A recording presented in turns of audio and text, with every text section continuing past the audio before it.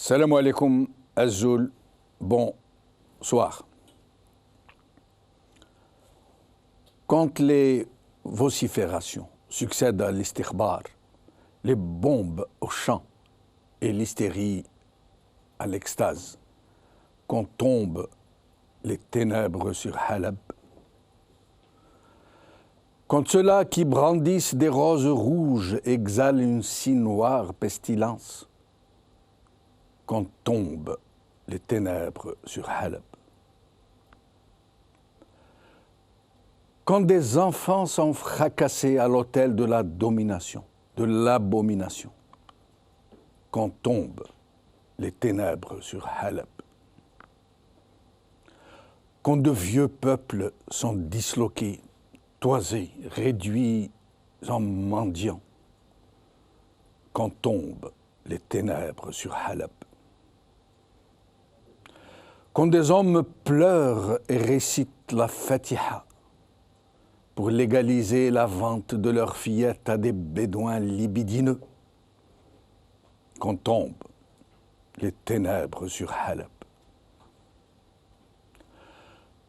Quand des meutes de verbiageurs goitreux se tordent en danse du ventre et éructent des sentences, quand tombent les ténèbres sur Halab. Quand l'humanité versatile se mire dans les yeux des hommes qui pleurent, malheur, quand tombent les ténèbres sur Halab. Quand des cités antiques sont réduites en poussière et que leur poussière devient mortier, abreuvé de sang frais, quand tombent les ténèbres sur Halab. Alors, c'est que l'homme a trouvé son exutoire, le seul chemin qui le mène à lui-même, lui qui s'était égaré dans les méandres de ses prétentions, lui qui se pensait lumière, lui en qui la bête cruelle triomphe enfin et hurle à la mort. Aujourd'hui. Le Figaro. Daesh al-Nusra, armée de l'islam, les 7 familles du djihad en série, par Éléonore de Vulpillier. Slat, dès 2011, Bachar el-Assad a attisé le djihad en série, par Léo Rouanette. Télérama, Jean-Pierre Filiou. Il faut craindre à Alep un nouveau Sabra et Shatila.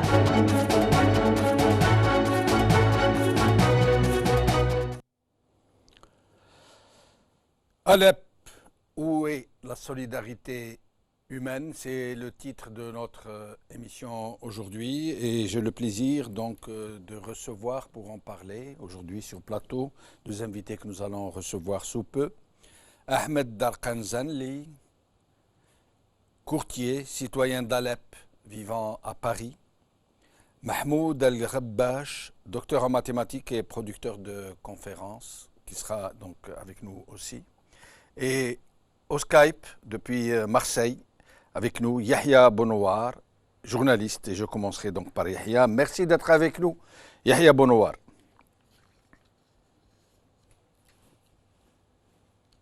Yahya, est-ce que vous m'entendez?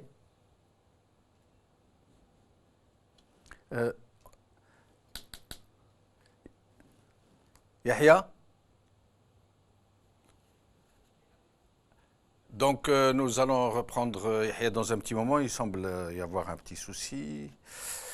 Je rappelle que nous commémorons aujourd'hui la journée internationale de la solidarité humaine et quoi de plus indiqué en l'occurrence que de parler de Halab, Alep qui brûle, Alep qui est dévasté, Alep qui est ensanglanté sous les bombes, sous des tonnes de fer et de feu.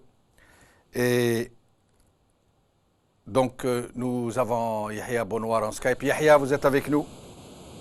Oui, je vous entends très bien. Ah, très bien, Yahya. Donc, merci d'être avec nous. Yahya, avant de commencer, j'aimerais vous faire entendre la déclaration du ministre des Affaires algériennes, Ramtan Lamamra, qui a déclaré ceci au sujet de la chute imminente de Haleb. D'autres disent de la victoire de Haleb.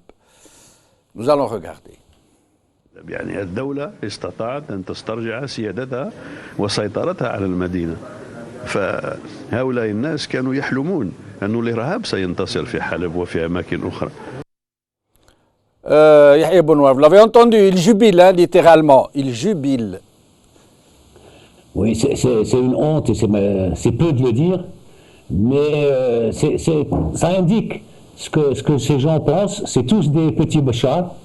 Ils sont très contents qu'un dictateur ait réussi à écraser son peuple. Ce n'est pas terminé. Évidemment, la chute d'Alep, c'est pas la fin de la guerre en Syrie, et c'est pas fini. Alep n'était qu'une petite poche parmi toutes les poches aux mains des rebelles, sans compter la partie aux mains de Daesh. Aujourd'hui, Bachar al-Assad ne contrôle que le tiers de son territoire, et avec, vous le savez, la moitié du pays en ruine, détruite. Mais ce que dit Lamamra est révélateur. L'intervention de Poutine, l'écrasement d'Alep, c'est le message est clair: dictateur du monde entier, si un jour votre peuple se révolte contre vous et que vous ne pouvez pas l'écraser, parce que Bachar a essayé et il n'a pas pu, eh bien vous pourrez faire appel à un boucher encore plus grand. Il s'agit de Poutine. Ce n'est pas la première ville que Poutine détruit sur la tête de ses habitants. Je rappelle qu'il l'a déjà fait à Grozny, en Tchétchénie. Donc c'est la deuxième ville qu'il détruit sur la tête de ses habitants. Voilà le message au monde aujourd'hui.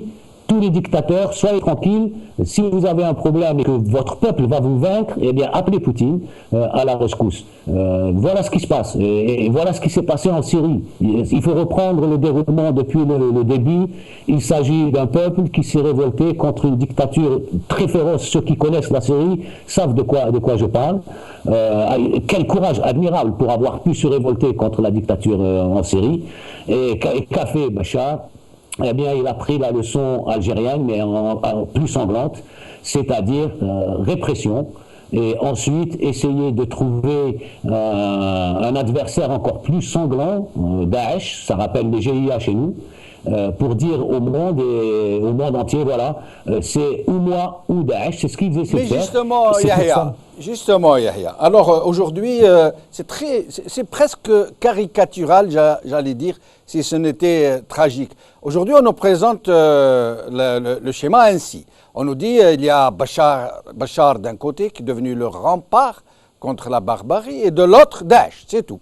Ou de l'autre Daesh et les islamistes et les terroristes, d'une manière générale. On ne nous dit pas, par exemple, qu'au début, il y avait des Syriens qui aspiraient à la liberté, à la dignité, à la libération, j'allais dire, et que de l'autre côté, il y avait une armée qui les tuait, qui les hachait menus, qui les bombardait, qui les tuait, qui les torturait, qui lâchait sur eux.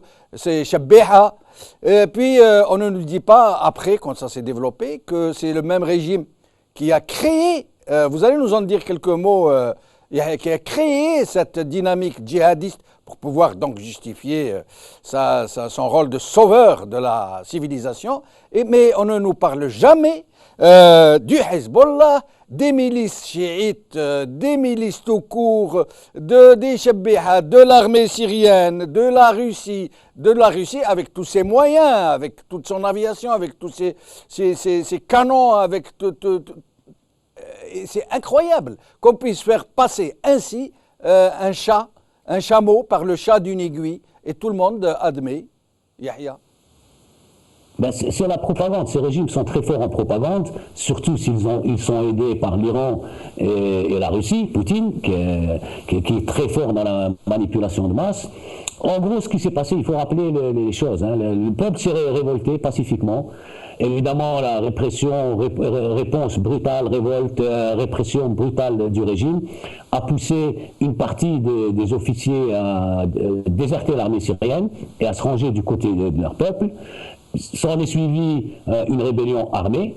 En 2013, l'armée syrienne de Bachar était vaincue.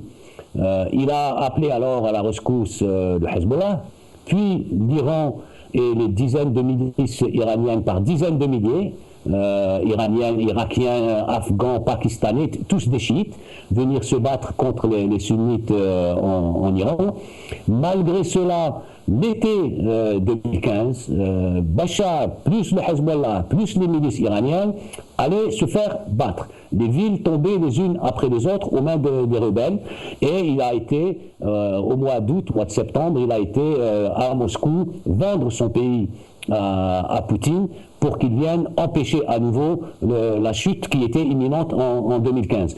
Et donc ce Bachar, ce dictateur, ce tyran que certains adorent, mais l'histoire dans 2 siècles écrira que Bachar al-Assad, lorsque son peuple s'est révolté pour un peu plus de liberté, eh bien, a préféré appeler des étrangers, iraniens, russes, pour venir massacrer ce peuple, détruire le pays, plutôt que de le partager avec ses propres habitants. Voilà ce que retiendra l'histoire de Bachar, quelle que soit l'issue du conflit actuellement. C'est quelqu'un, imaginez, qu'il a été amené des étrangers, venez, aidez-moi à massacrer mon peuple parce que je n'y arrive pas tout seul. Voilà la réalité. Restez avec nous, Yahya Bonouar. Ahmed Darkazanli, merci beaucoup d'être encore une fois avec nous. Je vous en prie. La voix, elle est plus claire. La voix, elle est un peu plus claire, mais bon, elle est encore enrayée. Oui, mais c'est normal. Hein. Voilà. Mais on vous a vu sur des chaînes de télé en train de crier. Effectivement, hein, vos harangues sont émouvantes. Merci beaucoup. J'allais vous dire, aujourd'hui est la journée internationale de la solidarité humaine. 20 décembre. Bon. Quoi de mieux normalement que toute l'humanité se solidarise avec Alep martyr. Or, malheureusement, ce que nous constatons aujourd'hui, y compris dans les rangs des progressistes, c'est que beaucoup de gens se rangent inconditionnellement derrière Bachar al-Assad comme étant celui qui est en train de faire rempart à la barbarie terroriste, islamiste, djihadiste, etc. Voilà. Bon, vous savez, lors des plusieurs rassemblements, nos amis français, Amis de la Liberté, et que j'ai baptisé les Syriens de cœur, ils ont eux-mêmes lancé le slogan « Dire Alep, la Syrie, c'est la honte de l'humanité ». Et je voudrais, par votre canal, parce qu'avant, en arrivant, j'ai entendu le ministre des Affaires étrangères algérien qui déclare la victoire. Il a déclaré ce qu'aucun homme politique n'a déclaré, y compris les Iraniens, y compris le Hezbollah, y compris les Russes. Ça veut dire qu'il a été au-delà de tout le monde. Eh bien moi, je vais lui poser la question à travers votre télévision, lui dire, est-ce que vous représentez la révolution algérienne? Est-ce que vous représentez la révolution de l'Algérie que tout le monde arabe, et surtout en Syrie, moi j'étais môme, on sortait dans les manifestations pour soutenir la révolution algérienne parce qu'elle était juste, parce qu'elle était contre l'occupation. Et c'est pas digne d'un homme politique d'une part, de mentir, excusez-moi d'utiliser ce terme-là, parce que ce qui se passe à Alep, exactement, c'est une déportation des civils, déportation forcée des civils en vue de changements démographiques à base ethnique. Nous allons y venir. Je vais vous poser la question. Donc, il parle de victoire, il parle de l'État. Quel État? On sait que 60 000 personnes qui ont encerclé la ville d'Alep, la plus vieille ville habitée au monde, encerclée depuis 130 jours, affamée, bombardée, toutes sortes d'armes interdites ont été utilisées contre cette population, avec 60 000 personnes de 66 milices chiites de 39 nationalités, et le pourcentage de l'armée syrienne, les amis si chers à ce ministre des Affaires étrangères, ne représente que 15 à 20%. Donc, ayons quand même un peu d'essence quand on parle des choses. Il ne faut pas raconter n'importe quoi. Il ne faut pas dire des choses inexactes. l'armée de Bachar ne représente que 15 à 20% de tout ce que... Donc, je ne sais pas si on peut parler de victoire d'une armée quand Ça veut dire de toutes les forces engagées, ce que vous toutes voulez les dire. forces engagées les ne milices représentent irakiennes, absolument, iraniennes, absolument, Hezbollah, ne et tout. représentent que entre 15% 15 et des effectifs 20%. totaux. Voilà. Vous venez de dire que Alep est la plus vieille ville La plus habitée. vieille ville Ça veut habitée dire que c'est au la monde. ville qui n'a jamais été vidée de ses habitants, Absolument. qui dans l'histoire Absolument. devient la ville la plus vieille de l'histoire de l'humanité et qui Absolument. aujourd'hui Absolument. est détruite Absolument. systématiquement. Mais quelque chose a étonné beaucoup d'observateurs, c'est que les gens rangent les pierres des immeubles qui s'effondrent et disent « nous laissons ces pierres pour reconstruire la ville avec ces mêmes pierres ». Oui. Et c'est très beau. Bah Mais oui. j'allais vous demander quelque chose. Alep se trouve dans le prolongement de Latakia, qui se trouve elle-même dans le prolongement de Tartus, qui sont des régions ethniquement marquées, alaouites. Est-ce qu'on ne chercherait pas à vider Alep de ses habitants originels, où il y a des alaouites aussi, hein, pour en faire une enclave alaouite, éventuellement, pour préparer une éventuelle partition? Vous savez, il y a eu des tentatives, bien sûr, de la part du régime de Bachar al-Assad, éventuellement, s'il n'arrive pas à mater la révolution syrienne, et je vous garantis qu'il n'arrivera pas, même avec l'armada russe, de faire ce qu'on appelle la Syrie utile. J'aime pas ce terme. Pour moi, toute la Syrie est utile. Pour nous, les révolutionnaires syriens, on tient à notre unité nationale, on tient à la Syrie tout entière, et pour nous, chaque mètre carré de la Syrie est utile pour nous. Vous savez, quand on arrive à déformer l'histoire, à faire appel à des terroristes, à des djihadistes chiites, Abu Fadl al-Abbas, Hezbollah libanais, Hezbollah irakien, Asa'ib al-Haq, et j'en sais, il y a en nombre, ils sont 66 milices, et on présente comme une victoire de l'armée de Bachar al-Assad, et on parle de l'ingérence, et on parle de l'État, comme le ministre des Affaires étrangères algérien, il parle de l'État. Quel État il parle-t-il? Quel État? C'est l'État, et tout le reste, ce sont des terroristes. Voilà. Tout le peuple syrien est un peuple terroriste. Qu'est-ce qui reste de l'État syrien, monsieur? Il ne reste rien de l'État syrien. L'armée de Bachar al-Assad est décapitée depuis longtemps. S'il n'y avait pas les Iraniens et les Russes, Bachar al-Assad serait tombé depuis fin 2011. Mais 2012, s'il n'y avait pas aussi les groupes djihadistes qui sont ses alliés pas les groupes naturels. Mais je vais Absolument. vous rappeler quelque chose, et Yahya va nous en parler aussi. En 2011, puis j'ai les chiffres ici, puis une autre date, 2011, mais quelques mois plus tard, je crois en avril et en mai, je ne me rappelle plus très bien. Oui. Bachar al-Assad a libéré des centaines de terroristes J'y viens. d'obédiences diverses. J'y viens. Non seulement il les a libérés, à un moment où il ne libérait personne des prisons, où même on commet des carnages de population et des charniers, mais les islamistes, ces islamistes-là, les plus durs, Absolument. les plus actifs, Absolument. ont été libérés.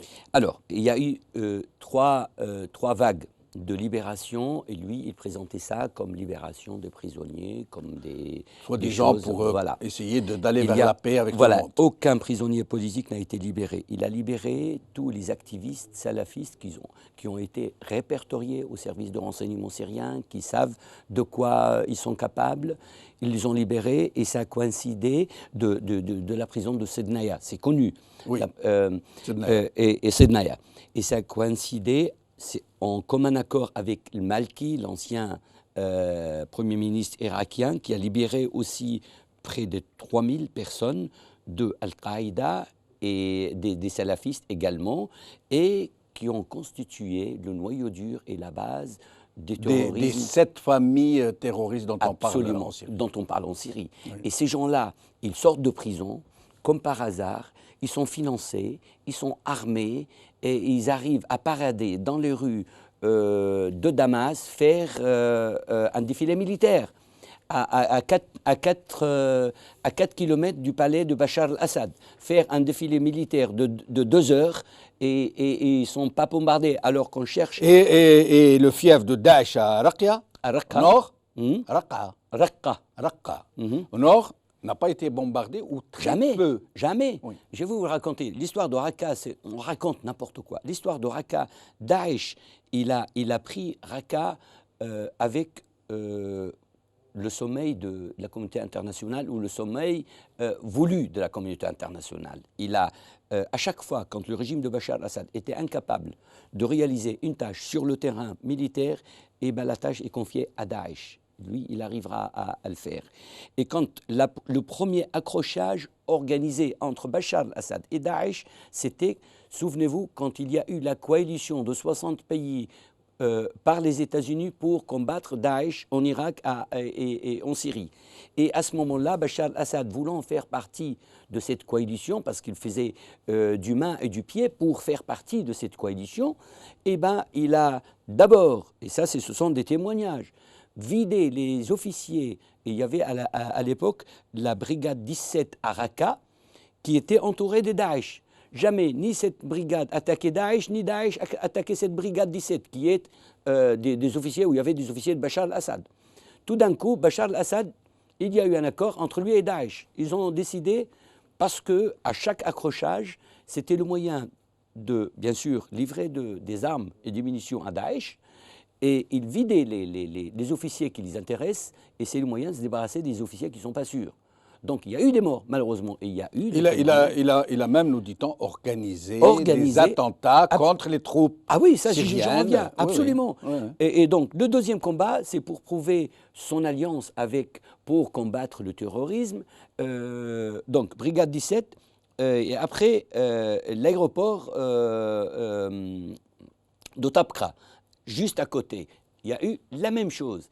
Accrochage entre lui et Daesh. Lui, il donne l'image à la communauté internationale comme quoi il combat le terrorisme.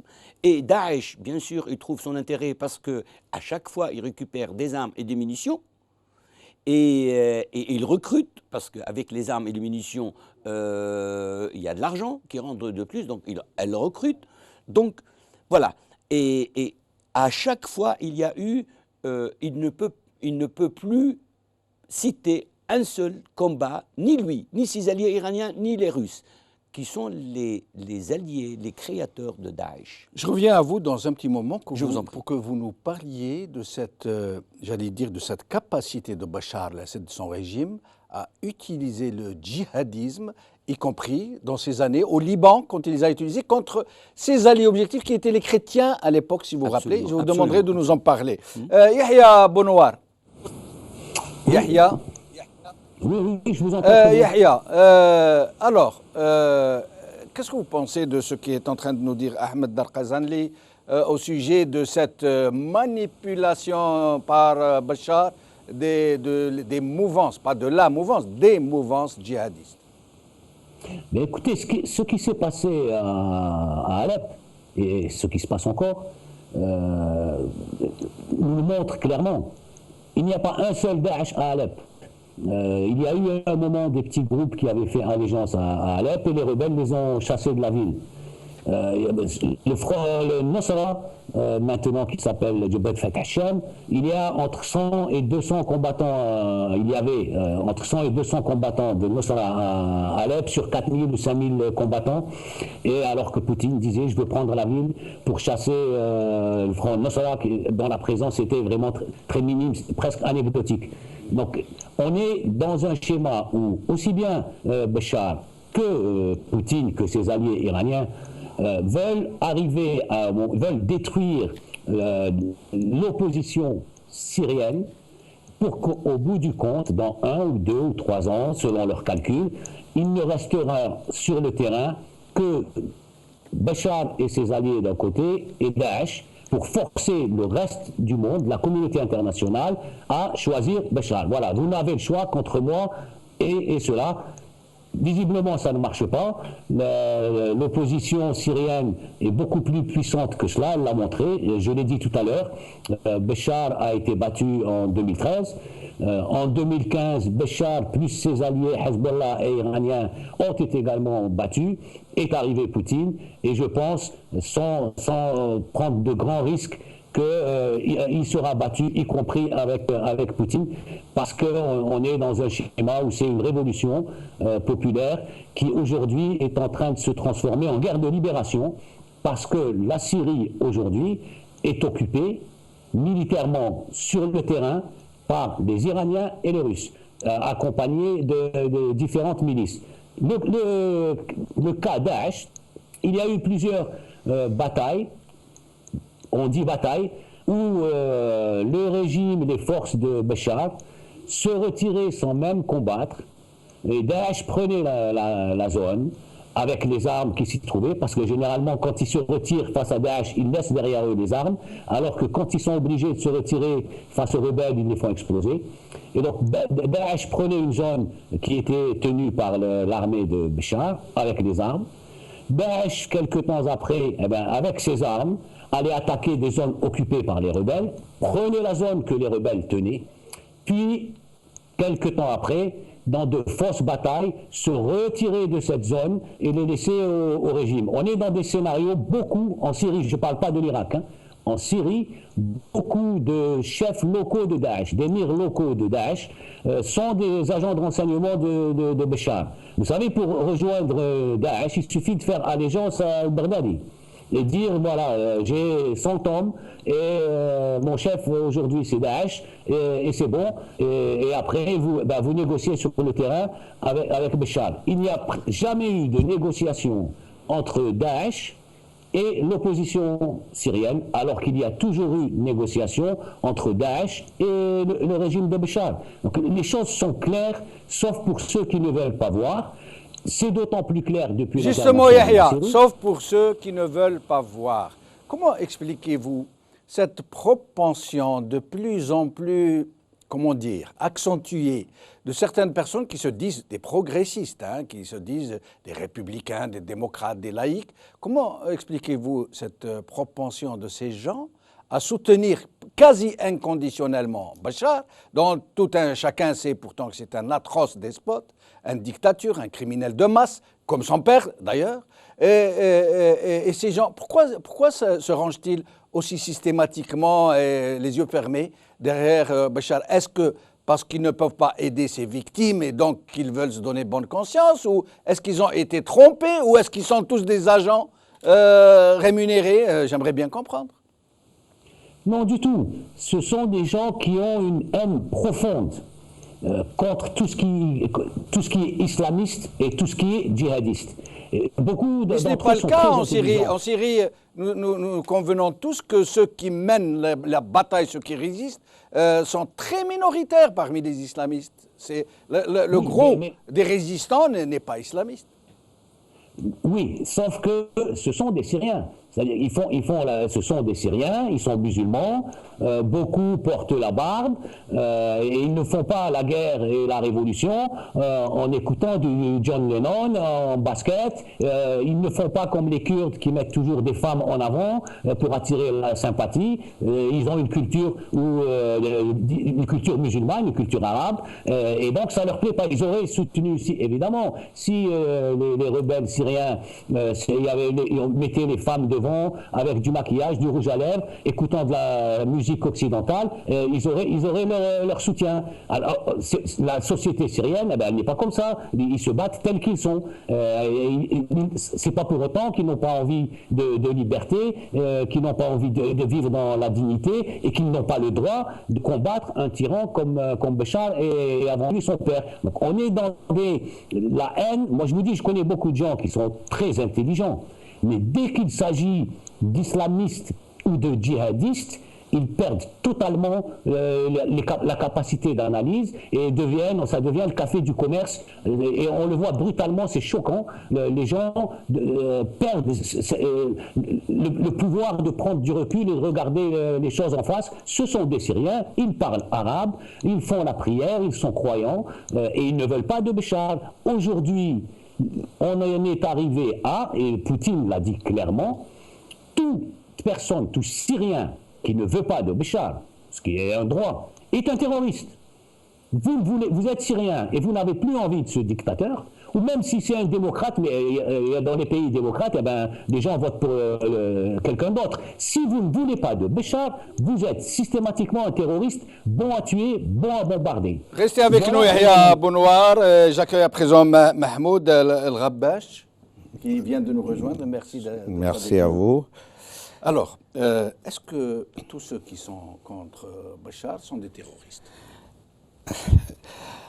Permettez-moi d'abord de saluer vos téléspectateurs et les partisans et le soutien de Printemps arabe partout dans les pays arabes concernés. L'Algérie se considère comme un pays arabo-berbère. La matrice est berbère. L'arabité, pour moi et pour beaucoup de Syriens, c'est pas une question raciale, c'est pas ethnique. C'est culturel. Et je connais beaucoup de berbères qui défendent par exemple la langue arabe. Oui, en effet. L'arabité, il faut la voir dans ce sens. Absolument. Et aussi de saluer mes compatriotes syriens et surtout les citoyens de ma ville, Alep, qui est tristement célèbre ces jours-ci. Vous êtes deux Alpins avec nous aujourd'hui alors. Oui. Alépin, on dit, hein. Alépin. Alépin. Oui. Ben, vous savez, il y a quelques jours, on a le grand intellectuel syrien, Sadr Jalal al-Azm, qui est décédé. Et personne ne peut le considérer comme être islamiste ou frère musulman. Il a écrit le fameux livre Naqd al-Fikr al-Dini. Dans un entretien avec le site... critique de la pensée religieuse. La critique de la pensée religieuse, oui. Dans un entretien avec le site Al Jazeera, qui maintenant, il y a des intellectuels installés en Turquie, parce que tout le monde maintenant est ou bien réfugié ou déplacé. Oui. On lui a posé la question... Comment vous expliquez la position de ces soi-disant intellectuels des gauches, etc., qui seront du côté du régime sous couvert parce que la révolution est islamiste ou... Le rempart de la civilisation. Et à mon avis, il a bien répondu, tout en étant laïque, etc. Et qu'est-ce qu'il a dit? Il a dit que, tristement, malgré beaucoup de ces soi-disant intellectuels, après la chute de mythes soviétiques, la chute de l'Union soviétique et toute cette phraséologie, ils reviennent à leur source, origine, leur appartenance tribale, confessionnelle, etc. Et ils essayent de couvrir ces positions en disant gauche, laïque, islamiste. Et à mon avis, cette explication est... Ils reviennent à des postures primaires. Oui, à des postures primaires. Vous savez, le peuple syrien est mutadayyin, comme on appelle بالعربي. Oui. Pieux, dévot. Oui. Mais il n'est pas pour autant islamiste dans le sens voulu par ces gens, intégristes, ou par tous ceux qui parlent en Occident. Mais ceux qui combattent, qui résistent, c'est très important de nous le dire, vous, des Alpins, des Alépins. Est-ce que ceux qui résistent, qui portent des armes, sont tous des terroristes islamistes? Vous savez... Terroristes, j'emprunte le mot du discours dominant. Vous savez, depuis lorsque le printemps arabe est passé en Libye, vous vous rappelez de la thèse de Kadhafi qui dit, moi, ça va être Al-Qaïda, etc. Oui.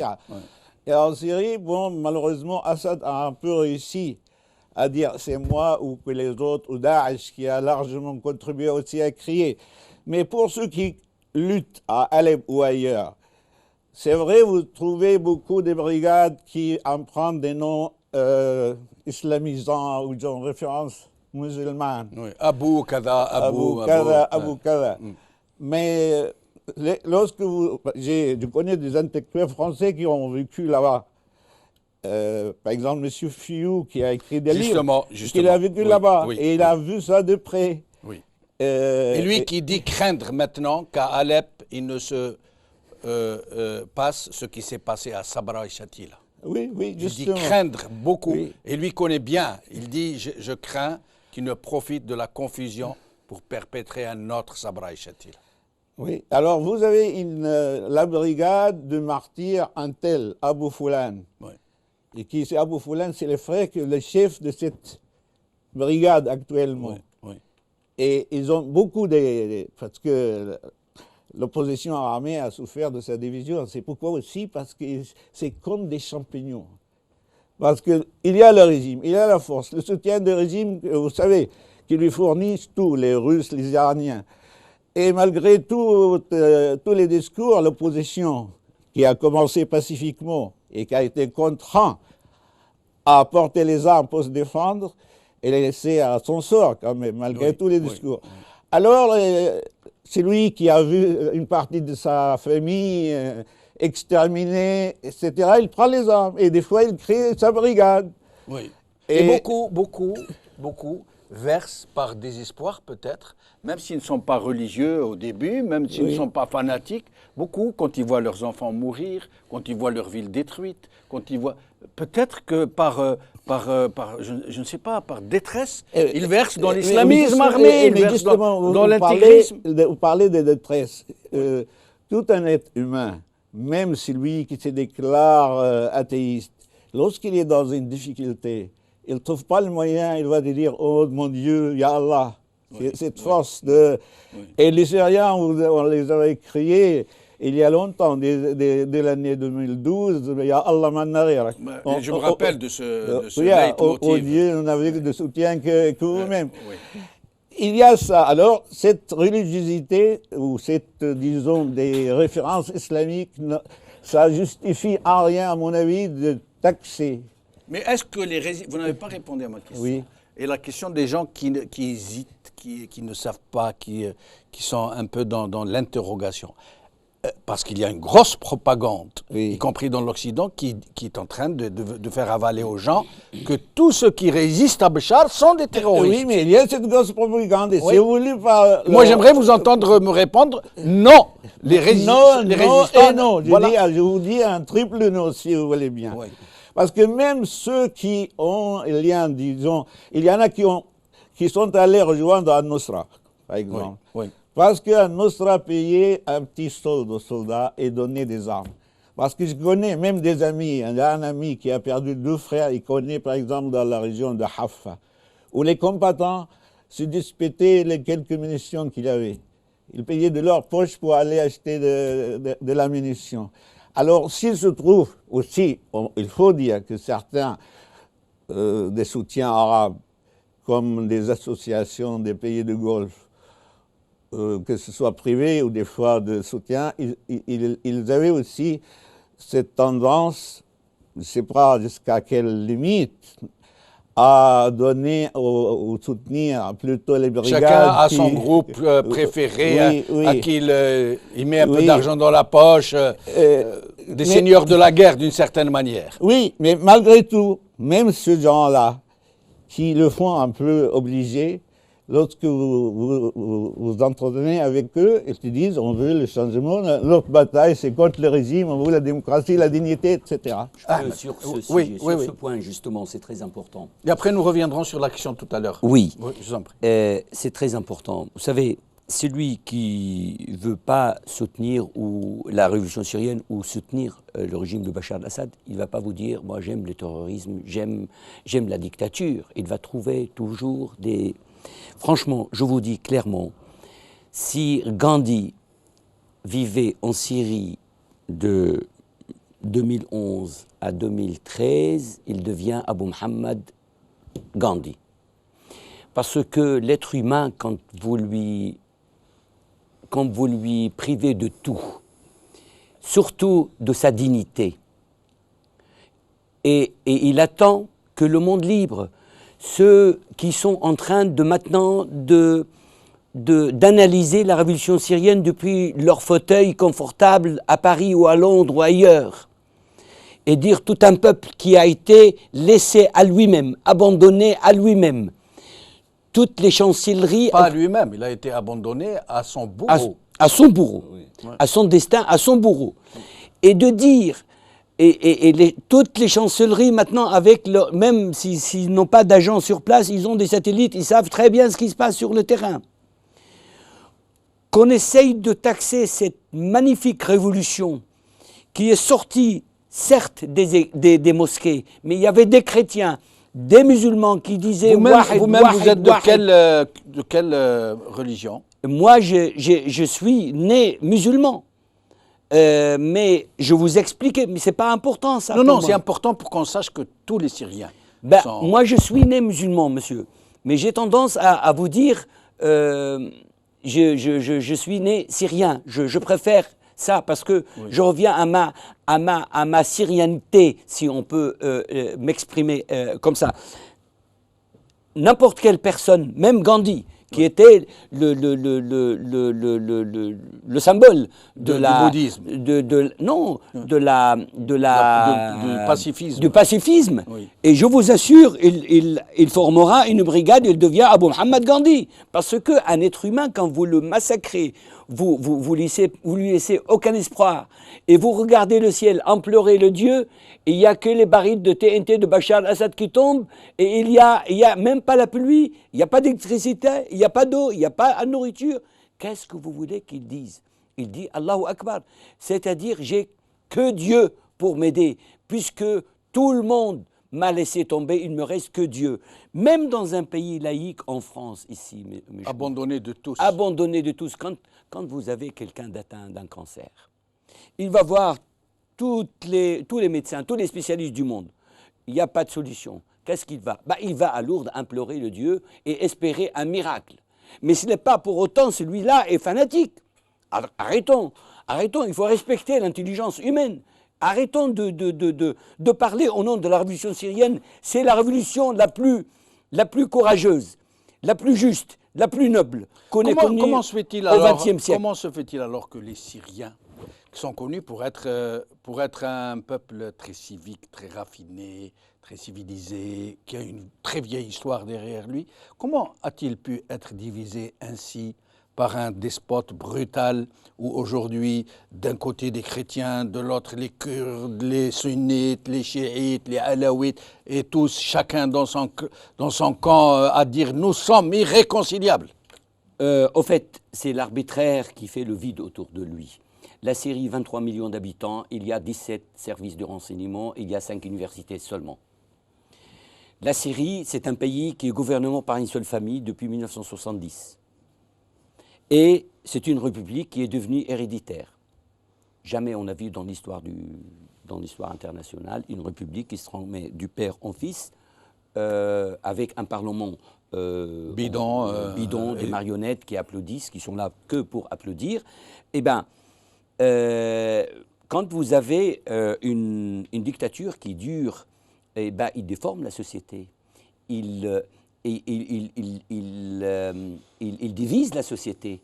Et la société, elle se sent en liberté que quand on est près du sultan, près parce que sur une phrase, je peux dire « Ah, j'ai entendu mon voisin qui dit que la politique étrangère de la Syrie, c'est pas terrible, machin, tout ça. » Il risque d'être en prison, lui, sa femme, ses enfants, ses voisins. Donc les gens, ils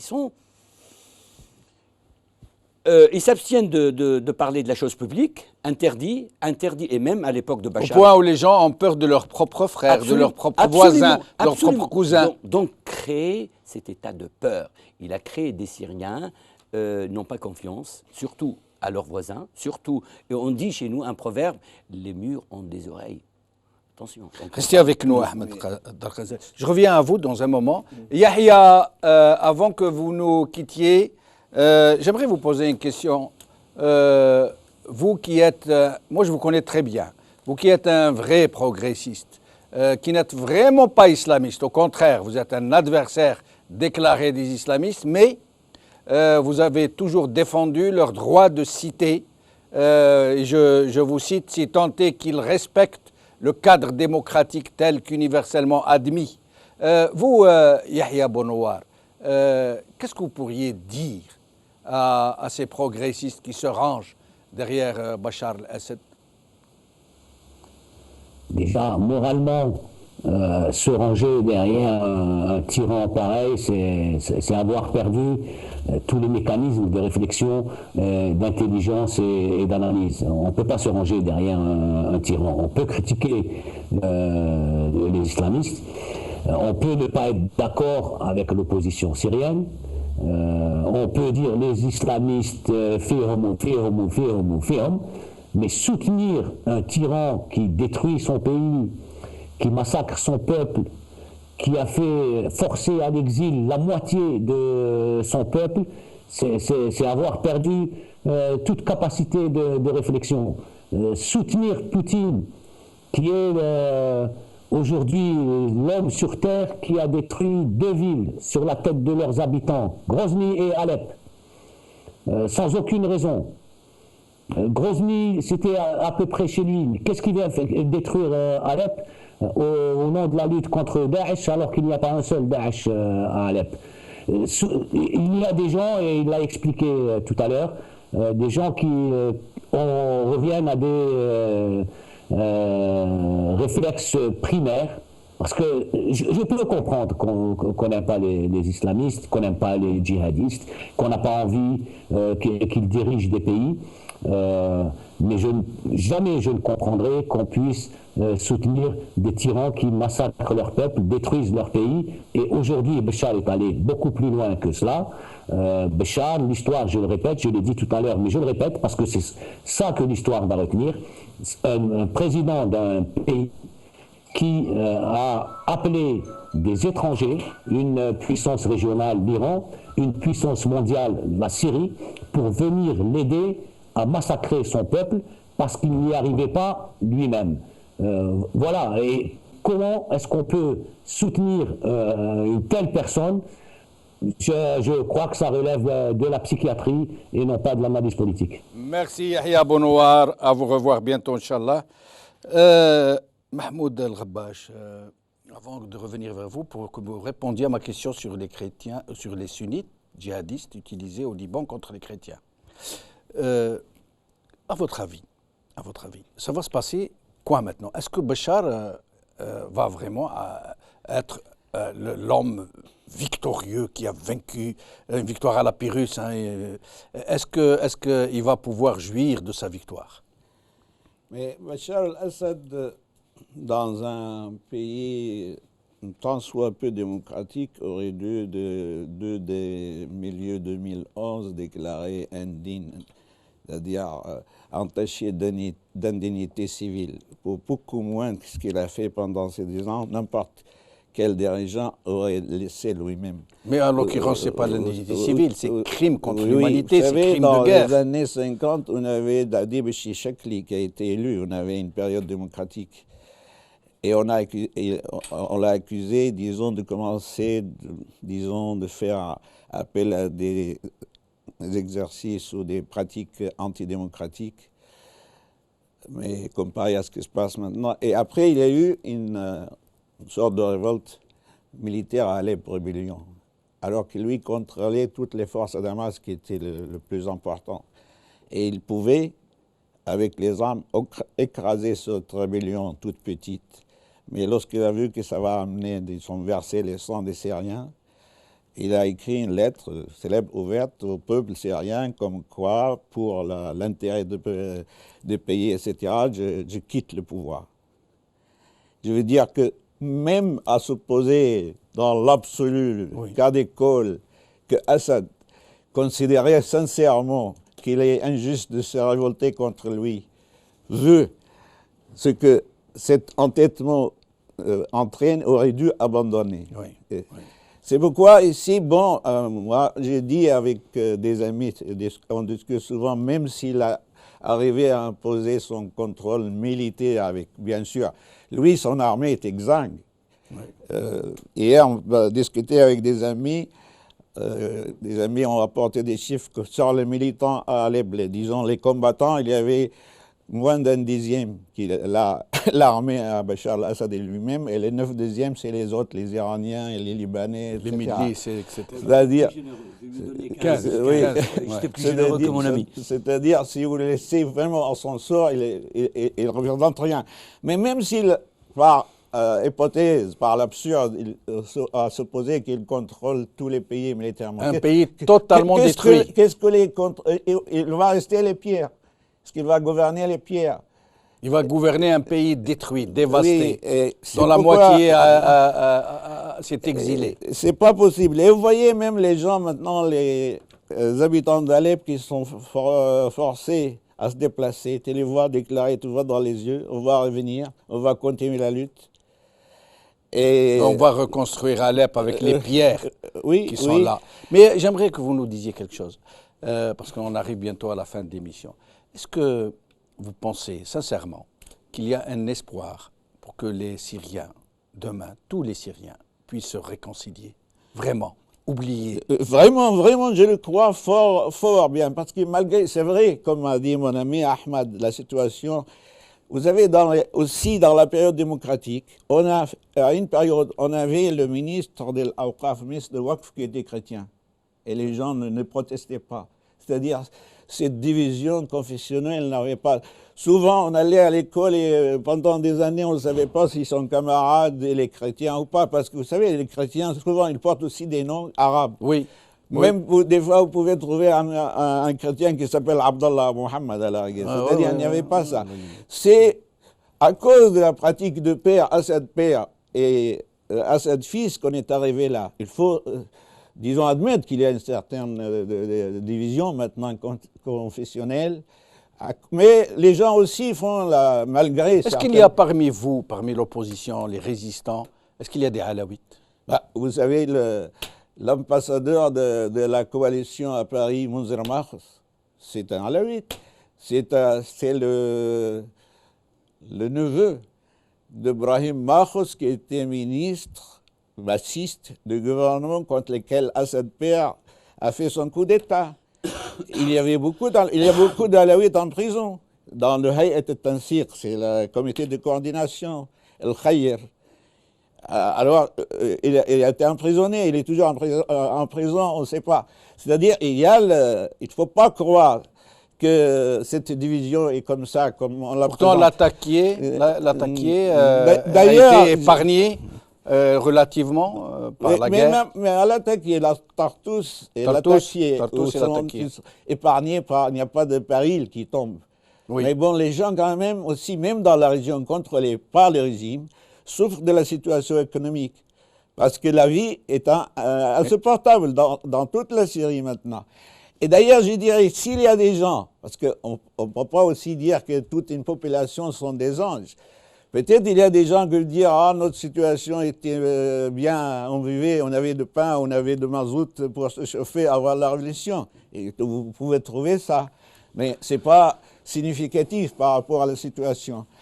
Je voudrais dire que, je profite de l'occasion pour dire qu'il y a un groupe d'intellectuels français qui ont créé un site qui s'appelle « Le conflit syrien pour les nuls ».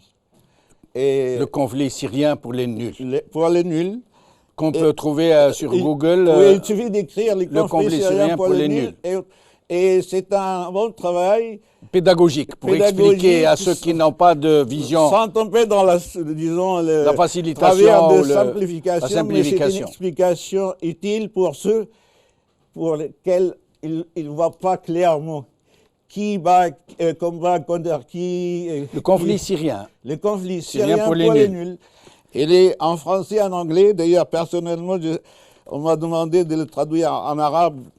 Ça va peut-être... Dites le titre en arabe. L'arabe, on a eu des discussions, mais ça va être النزاع في سوريا مشروحا للغشماء. غشماء. بس أنا كنت أفضل أن أقول المعين على الإلمام على النزاع في الشام. ولكن بعض الزملاء ربما عبارة الشام شوية بسبب استعمالها الآخر. أنا أفضل أن أسميه المعين على الإلمام بالنزاع في الشام، ولكن سيسمى هكذا النزاع في سوريا مشروحا للغشماء. على أي حال بغض النظر عن ترجمته العربية، أنتم عندكم جمهور فرنسي كبير، وهذا يفيد فعلا في التوضيح. Ahmed Darkhazanli, tout à l'heure, je vous ai demandé si Bachar el-Assad, et même son père, surtout son père, a utilisé les djihadistes sunnites contre les chrétiens du Liban, parce qu'il considérait que les chrétiens du Liban, à l'époque, étaient le principal, j'allais dire, handicap à sa mainmise sur le pays. Vous savez, Hafez al-Assad, il ne peut pas voir ni chrétien, ni musulman, ni plus fort ou qui a une place dominante dans un pays, surtout le Liban. Parce que lui, à l'époque, il a une visée, il a la main mise. C'est une chasse gardée. Voilà, chasse gardée. Donc, tantôt, si vous revenez à cette époque-là, vous trouvez que tantôt il est l'allié des musulmans, tantôt il est l'allié des chrétiens, tantôt il est l'allié des Palestiniens, tantôt il tue les Palestiniens, il massacre les Palestiniens. Donc Hafez al-Assad, ce qui l'a arrangé le plus que tout le monde, c'est l'équation de l'égalité des faibles. C'est-à-dire tout le monde est faible, et lui le seul maître. Et quand un mouvement ou un groupe émerge dans la famille, on ne fait pas dans la dentelle. Absolument. L'histoire de Hama est là pour le... L'histoire de Hama... Voilà. Ça veut dire qu'il n'a pas fait dans le détail, lui. Voilà. Hein. Combien de morts à Hama dans les 40 000 en combien de jours en espace d'un mois, moins d'un mois. Moins d'un mois, 40 000 morts. Ce n'est pas suffisant. C'est-à-dire ce régime-là, le père, hein, donc ils ont une tradition dans la famille de terreur. En 82, et mon ami Mahmoud, on était là. On a pris une autorisation à Place Saint-Germain-de-Prés, à loin de 5000 km de Paris, en 82, pour manifester contre les crimes de Hama. Eh ben, ils n'ont pas pu supporter des démocrates syriens. On est des démocrates syriens pour dénoncer le massacre de nos pays. Eh bien, ils nous ont attaqués. À l'époque, c'était le frère de Hafez al-Assad, Rafat al-Assad, qui était vice-président des affaires de sécurité. Ils nous ont attaqués. Place Saint-Germain de Paris, de Près, à Paris, et pour arrêter la manifestation autorisée à Paris.